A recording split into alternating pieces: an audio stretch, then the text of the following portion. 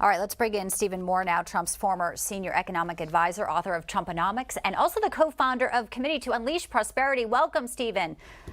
Thank you for having me. Prosperity sounds really good right now with everything that's going on. First off, to your reaction to what's happening here, the Fed meeting. Powell has a big decision here. Which way do you think he goes, and how do you think the markets react and these banks react? Well, first of all, I'm predicting that they'll do a quarter percentage point increase in the Fed funds rate.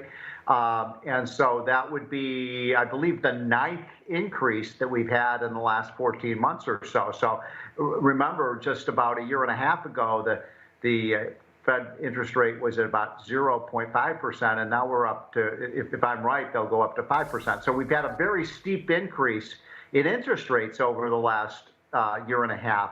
And that's one of the reasons, by the way, the banks have gotten in trouble. Some of these banks like Silicon Valley Bank, because they hold a lot of these long-term bonds, these government bonds. And guess what? When interest rates go up, the value of your bonds goes down.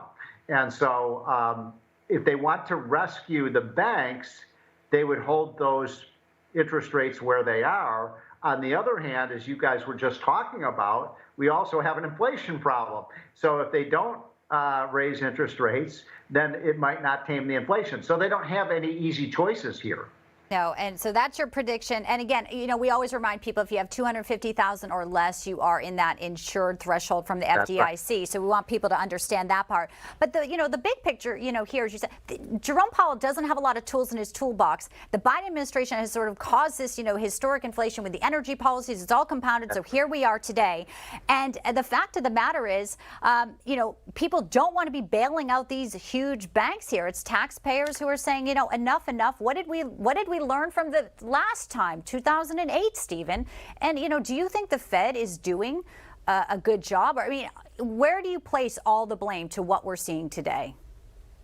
I'm going to start with the Biden administration. I think that really what has put us in this precarious financial situation, and we may see more banks, more dominoes fall like Silicon Valley Bank in the weeks ahead. We'll see. I hope I'm wrong about that. But there's a lot of banks that are under the same kind of financial stress that we saw in Signature Bank and that we've seen now with Silicon Valley Bank.